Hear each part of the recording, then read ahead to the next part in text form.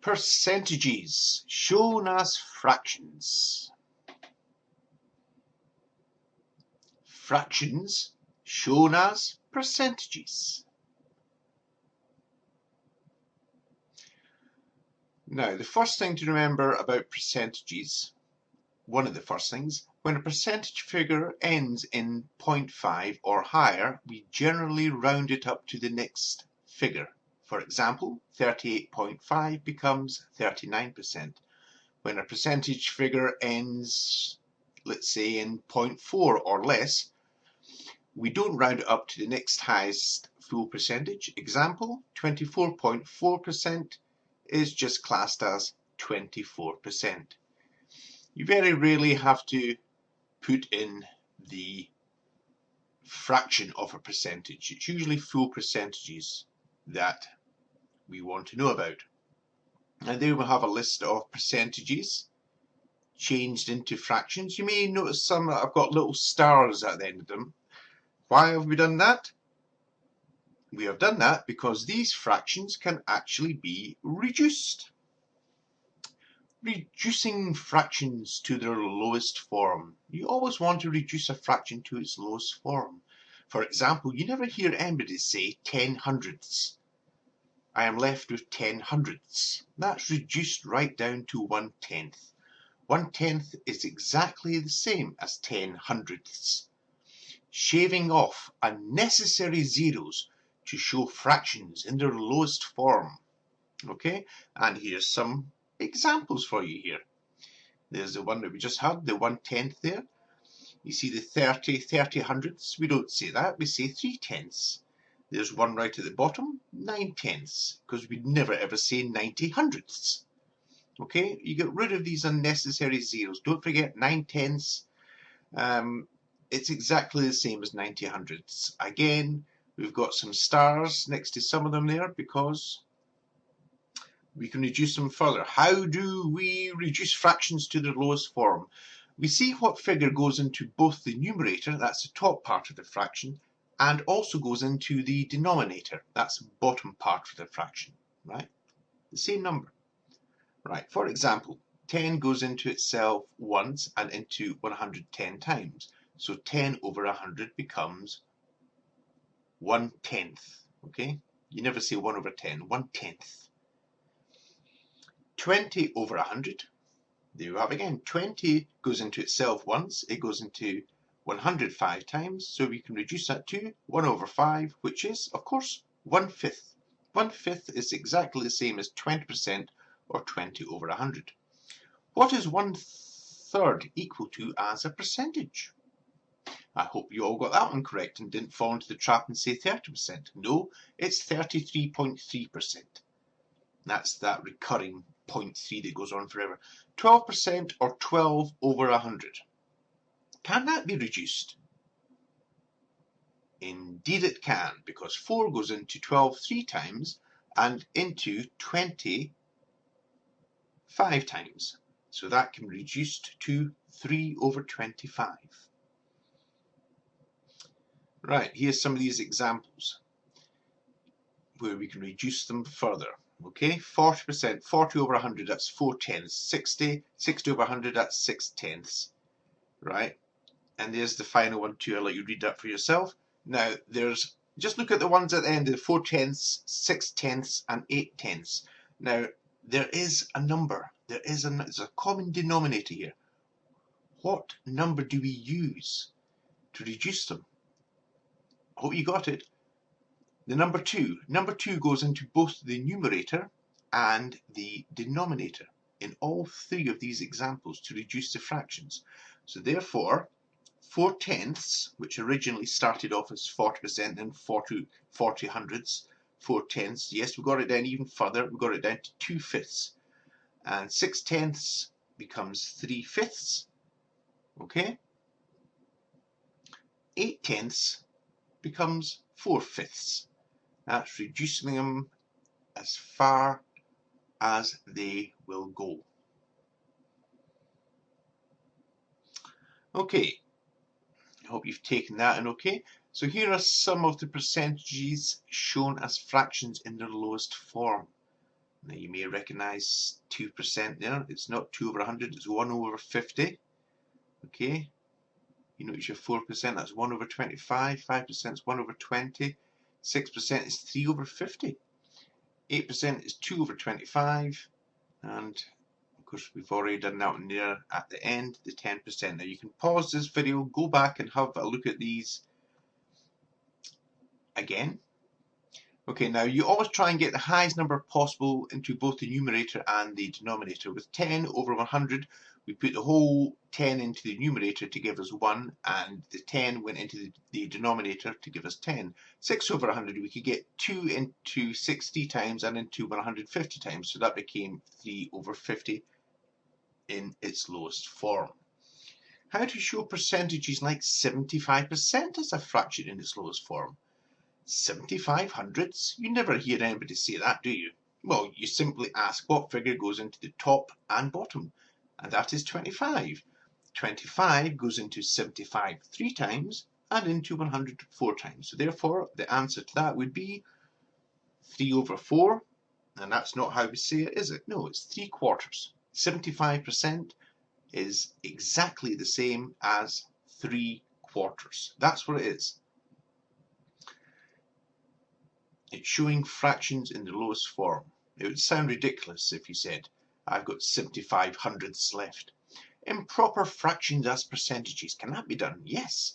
125 over 100. That's equal to 125%. That's a bit like saying you're 25% over target. If your target was 100%, you've made 125% of your target, so therefore you're 25% above it. Turning fractions into percentages, well, we divide the numerator by the denominator and multiply by 100. That's how that's done. Okay. 9 times 9 is 81. That's step 1. Step 2, I'm going to put an X here, right? Because the second step in long division is to multiply. It's to multiply both these numbers. That 9 and that 9, okay? 9 times 9 is 81. We write the 81 down there. And now we're subtracting. So let's put a little minus there. Make sure you're following this, okay? And a line, okay? Take 81 away from 84, what do you get? 3, okay? You get 3. Now this is where a lot of people get mixed up. Okay, this is where a lot of people get mixed up, so pay attention very closely to this bit here. A lot of people think the next step is to put 9 into 3 and then put a 0 up there. Wrong, wrong, wrong. You don't do that. The next step is to bring the next number down, okay? It's only when you've brought the next number down can you add anything else up there on the answers section, okay? So, 30. After we brought that 0 down, we've got a figure of 30. How many times does 9 go into 30? It goes in 4 times. Okay? Is that right? That's wrong, isn't it? It goes in 3 times. 3 times 9 is 27. I was just testing that. 3 times 9 is 27. So 3 times, so again, we're multiplying. Okay, you watching? 3 times 9 is 27. Okay, put the minus sign there. Right. That's how it should be looking so far. And again, take 27 away from 30. What are you left with? 3.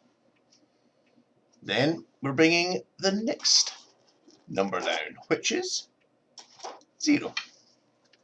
And again, we're asking ourselves, how many times does 9 go into 30? Well, we already know that. It's 3. So let's put it up there. And let's once again go. 3 times 9 is, it's the same one again, 27. Taking it away, it leaves you with 3. Okay? Then we're bringing the final number down. The final number is 1.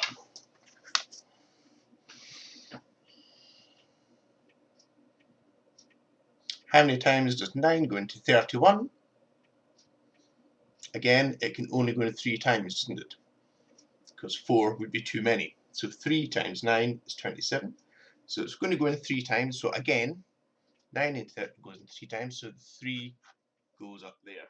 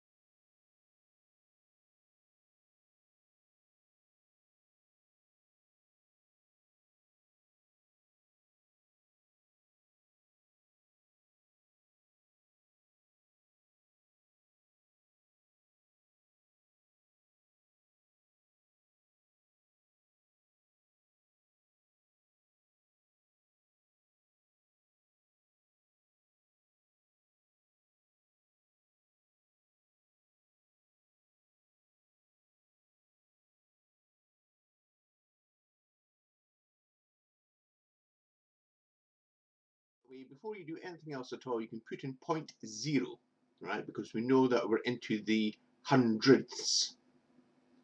The hundredths, that's the tenths, that's the hundredths, and that's the thousandths, right? We know we're into the hundreds because we've added 2 zeros that wouldn't normally be there. Now you just treat this as if it's 777 going into 7,700, right? And that goes in, 777 goes in 9 times. There we go. We take 6,993 away, right?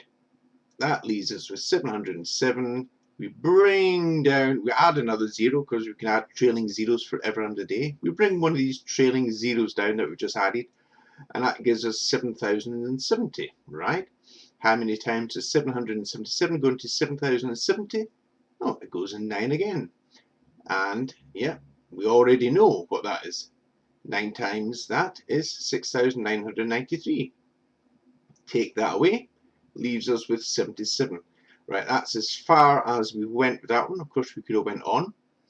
Right, so that was 0.099. But don't forget, that was only half the sum done at that point. Okay, you know, don't think that's your answer. So that most certainly is not your answer.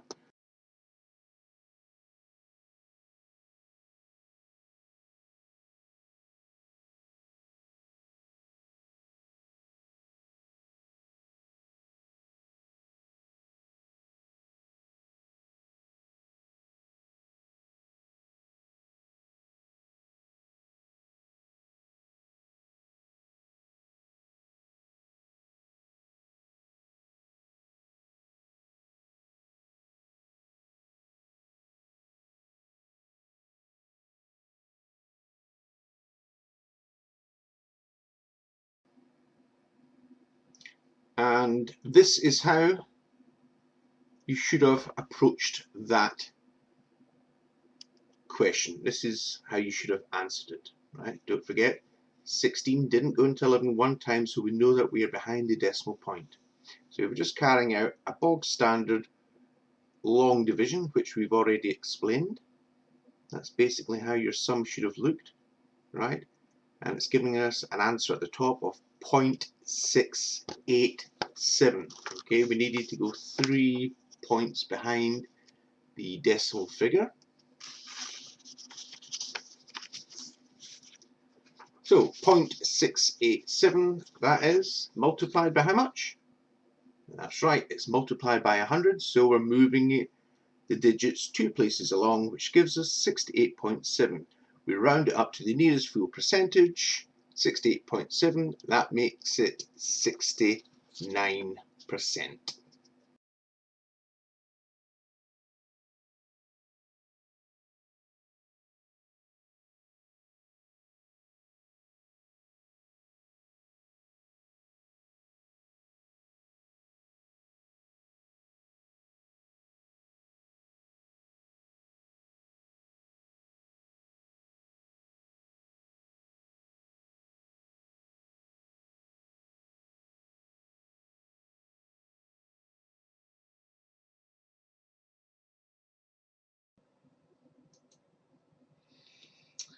Okay, I hope you've got your pen and paper at the ready. Question 1. Show 25% as a fraction in its lowest form. Now remember to pause when I've asked the question, okay? That's why I wanted you to pause it, because I've just given you the answer. Answer to the first question is 1/4, right? Nice easy one there. Question 2.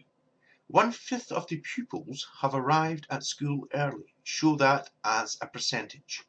Pause the video and write it down.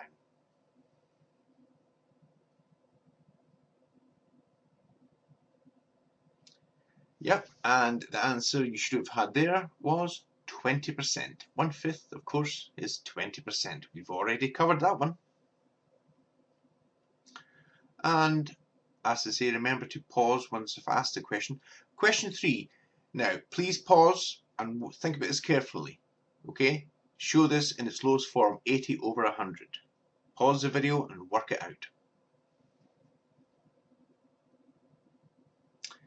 And that is the answer, 4/5.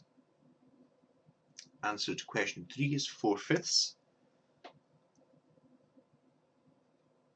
And we'll be moving on to question 4. Question 4. Show this fraction as a percentage to a full percent. Okay? So I want you to round it up. 2/7. So pause the video and work it out.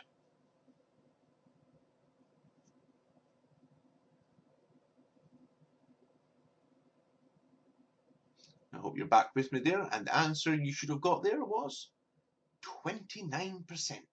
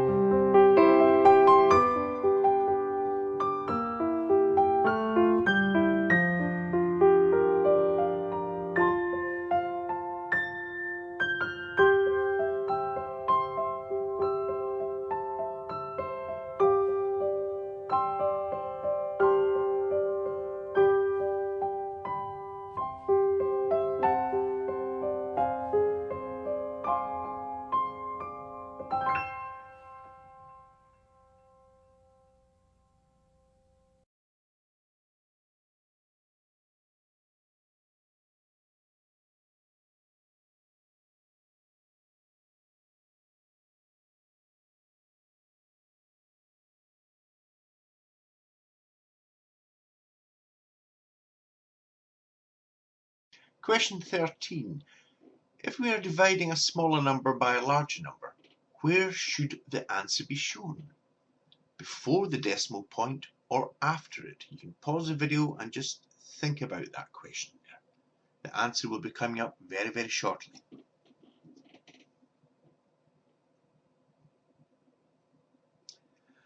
And the answer to that question is after it. We're showing after the decimal point in that case. Reduce these fractions to their lowest form, 90 over 100 and 2 over 4. You can pause the video here and write them out because the answer will be coming up in a few seconds. And there it is. The answer to question 14 is, of course, it's 9/10 and 1/2. That's these fractions being reduced to the lowest form. You always want to reduce fractions to the lowest form. Question 15. Add up your score and show it to nearest full percentage. And I hope it is 100%. If not, don't worry. The video is here and you can do it all again. And next time you will get 100%. And I'll see you all in the next show, which is, of course, understanding percentages too. That will be the final video about percentages. You'll be delighted to hear. So I'll see you all then, and I hope you did well.